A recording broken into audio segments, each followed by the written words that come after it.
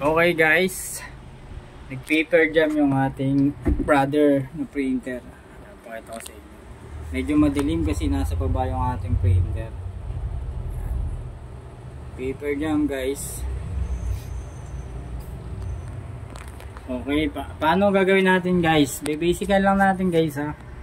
Tandaan nyo guys, pag nag-paper jam yung ating printer, Epson man yan or brother, laging basic lang sa una guys ha. Ito. Dito natin unang i-check sa likod guys. Ayan, mapapansin nyo may lock to ha. Yung mga gumagamit ng brother guys ha, may lock to. Pupush nyo lang yung dalawa na to. Ayan, ayan. Push. Tapos hihilahin natin. Push tapos pull. Ay guys ha. Ayan. Tapos pull. Paper jam. Makikita na natin yung bond paper guys. Ayan ha. Makikita nyo ba yung bond paper? Sa likod.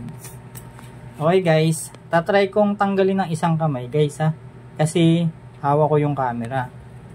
Pero mas hanggat maaari, maganda kung dalawang kamay ha. Guys ha.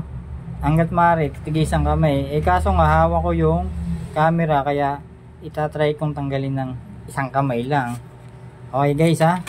Ulitin ko lang ha. Pag nag-paper jam yung ating printer na brother, dito sa likod, push then pull pa baba.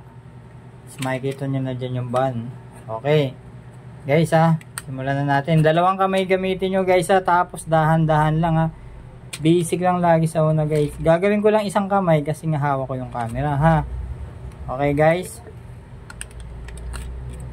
Sana hindi mapilas. Huwag nyong gagayahin itong ginagawa ko guys. Dalawang kamay gawin nyo ha.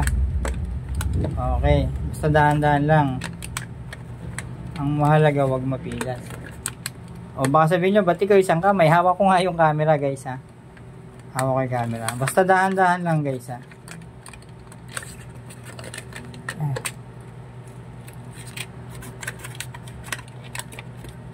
Okay, sana hindi mapilas. Ayun. Guys, mukha na hila ko na. Dito na lang sa kabilang side. Dahan-dahan lang guys ha. Okay, yan na. Guys, natanggal ko na isang kamay. Hanggat maaari, dalawang kamay guys ha. Isang kamay lang ginamit ko kasi hawak ko yung camera ha. Okay. Grabe no. Okay. Tapos, babalik lang ako sa ating printer guys ha. Okay. Wait. Tapos tanggalin muna natin to. Hindi kasi mawawala yung ano na yan guys ha. Hindi mawawala yung ano na yan hanggat may umiipit ha. Okay, tatanggalin ko muna tong ilalim. Tensya na kayo guys, nasa ano ha. Kasi naka-setup na sa ilalim yung ating printer. Ayun yung ating isang Epson. Bali ito, naka-connect dito. Wala kasi yung paglalagyan kaya nasa ilalim siya. Tapos yung isang Epson natin is na-convert naman dito. Okay. Ayan, tinanggal ko. Bakit ko tinanggal to guys? Kasi naiipit nung van. Okay ha. Tinanggal ko. Kasi naiipit. Diba kung napansin nyo kanina, yung mahila ngayon, mahihila na natin. Okay guys ha. Pag tatanggalin nyo, dalawang kamay. Okay. Okay, babalik ko muna. Papaliwanag ko ulit ng second time guys ha. Babalik ko lang ito sa ating printer ha. Ayan. May paper jam pa rin naman yan eh. Bali pag natanggal nyo na yung paper jam, exit nyo lang. Try natin dito sa exit kung mawawala. Ayun. Napapansin nyo, nagno-normal na siya. Balik natin. Mawawala. O, ayun. Guys, nawala na yung signal ha. Ayan ha. Wala na. Okay. Basic lang yan ha, guys. Pwede nyo sundan to. Okay. Ito yung paper jam ito yung bond paper na umipit kaya nag paper jam. Tapos balik lang natin to. Record. Okay, ulitin ko lang guys ha. ano lang, para maalala nyo mabuti, pag nag-paper jam, gaya yung napanood nyo kanina, punta kayo sa likod, yung dalawa na yan, push, tapos hilahin nyo pababa. Gayahin nyo lang yung ginawa ko kanina. Pag hinila nyo, dahan-dahan, at least dalawang kamay guys ha.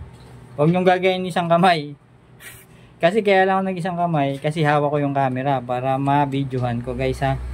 Saka hindi na ako bago sa pagtanggal ng paper jam guys ha.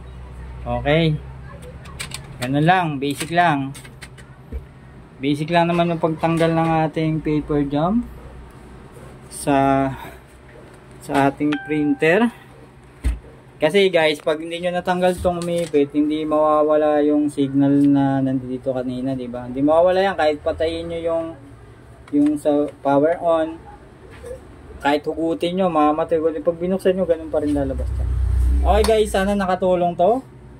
Basic lang naman pagtanggal guys, huwag kayo kakabahan. Stay lang kayo dito sa ating page. Kasi yung mga basic na problema ng inyong printer o PC, baka magawan ko pa yan ng tutorial, makatulong sa inyo guys ha. Okay guys, maraming salamat.